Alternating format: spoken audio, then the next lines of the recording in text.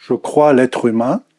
Je suis persuadé que chaque citoyen, quand on lui fait confiance, qu'on lui donne des responsabilités, chaque citoyen est très intelligent et très capable. Et je me suis rappelé d'une phrase ou quelque chose que disait Étienne Chouard. Il répondait que le citoyen, il est appelé aux assises pour juger d'autres êtres humains. Ça veut dire quand on fait confiance à l'être humain et au citoyen pour juger ses semblables, il est tout à fait capable aussi et à la hauteur pour gérer son pays, créer des lois, organiser des référendums et faire des choix. Je suis savoyard d'une famille qui vit en Savoie depuis la nuit des temps, donc ce pays est le mien. Je suis née à Chambéry, j'habite en Savoie depuis de nombreuses années, pratiquement toute ma vie je l'ai passée ici. Voilà, mes origines, mon père et ma mère étaient des Savoyards et j'aime profondément mon pays. Je viens du Tyrol en Autriche. J'ai choisi de venir en Savoie il y a 48 ans. Donc j'ai passé la plupart de ma vie en Savoie. Je n'ai jamais regretté ce choix. Je me sens maintenant chez moi. C'est vraiment maintenant mon pays. Travailler sur la constitution, une nouvelle constitution pour mon pays, est un apport que je fais pour mes enfants, pour mes petits-enfants, pour tous les gens qui vivent ici dans ce cadre merveilleux. Et pour ça, j'ai réuni mes amis pour qu'on puisse organiser des réunions et travailler ensemble. Nous avons réalisé la première trame d'une constitution nouvelle. Ce travail a été remis maintenant à la présidente du Conseil constitutionnel.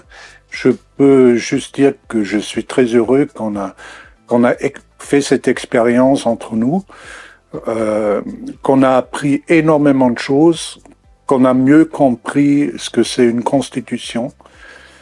Et surtout, pour moi, c'est extrêmement joyeux d'imaginer qu'à un moment donné, cette Savoie-là va devenir un pays qui est une référence au niveau de la paix, au niveau de l'humanisme, au niveau des responsabilités de chacun.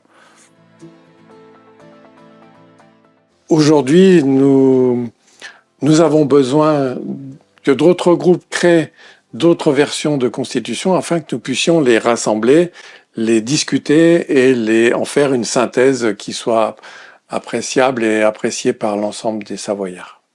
Et on s'est rendu compte que la discussion était relativement aisée, même si les points de vue étaient divergents. Il serait bien de pouvoir échanger avec d'autres personnes. D'ailleurs, on l'a fait. Et on s'est rendu compte que les discussions étaient très enrichissantes aussi. Et comme en Savoie, il y a déjà d'autres groupes qui ont créé d'autres constitutions, je pense qu'il serait important de pouvoir échanger avec eux, collaborer avec eux et de mettre en commun tous nos différents travaux pour que la Savoie se renforce, que cette constitution se renforce et devienne vraiment d'actualité. Il est important que d'autres personnes se réunissent. C'est pas la peine de faire des choses extrêmement sérieuses, même un apéritif et discuter qu'est-ce qu'on a envie pour notre pays. Alors pourquoi est-ce que j'ai participé à l'élaboration de la Constitution de la Savoie ? Eh bien en fait, c'est mon ami Pierre qui m'en a fait la demande. Et donc je me suis dit, allons-y. Il est vrai aussi que j'avais envie d'un profond changement au niveau de la vie. Et une constitution basée sur une souveraineté populaire était vraiment l'idéal. Moi, ma motivation, la première, elle est venue d'une réunion publique où j'ai rencontré la comtesse Catherine, qui est la présidente du Conseil constitutionnel. Et j'ai senti que c'était important de travailler sur cette constitution nouvelle. Ce qui m'a motivé, c'est que depuis que je suis à la retraite, j'avais envie de m'investir dans quelque chose, mais je voulais pas mettre mon temps et mon énergie dans une démarche contre quelque chose ou lutter contre des choses. Ce n'est pas ma philosophie. Et quand Pierre m'a proposé de rejoindre ce groupe pour écrire une constitution, il me semblait que c'était quelque chose qui donnait de l'espoir, qui me donnait de l'espoir. Mes limites les plus fortes, c'est celle de la compétence.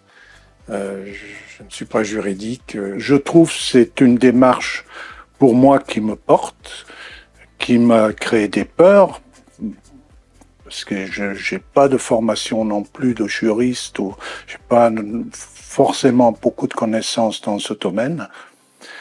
Mais je me suis rappelé une phrase du philosophe Spinoza qui disait « La joie augmente la puissance d'agir et la tristesse la freine ». Les difficultés que j'ai rencontrées, d'abord la principale, c'est mon ignorance sur le sujet. En plus, il est vrai que ça demande beaucoup de temps de faire un tel travail, et donc il fallait réorganiser tout mon emploi du temps. On s'aperçoit qu'en fait, ce sont les gens de plus de 60 ans qui ont envie de léguer quelque chose à leurs enfants, à leurs petits-enfants. Les gens de 40 ans, ils sont encore trop dans le travail. On a vu, il y en avait au départ avec nous, mais ils n'ont pas tenu très longtemps dans la distance parce que trop impliqués dans la vie de tous les jours. Alors pourquoi ce projet a-t-il progressé ?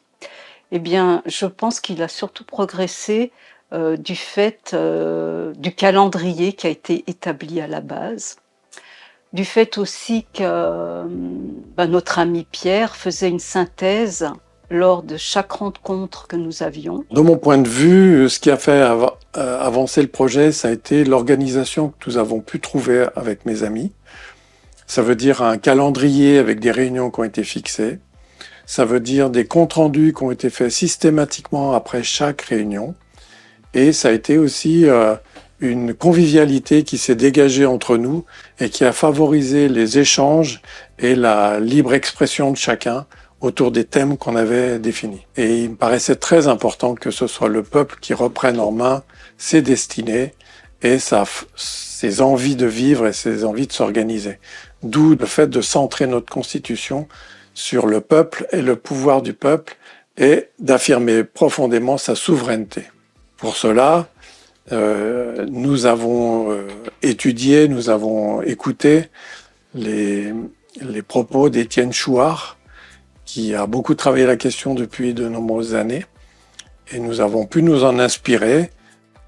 Moi, je pense que c'est bien de prendre des amis, de manière à trouver un équilibre entre hommes-femmes, et ça a été pour moi la dynamique qui m'a été nécessaire pour arriver à répondre à toutes ces questions qui sont de fait assez profondes. Donc que chacun puisse se livrer de manière avec son cœur et avec sa vision de sa vie, et c'était ça qui importait pour moi. Pour moi, ce qui est important, c'est d'avoir un rêve. Pour moi, mon rêve, c'était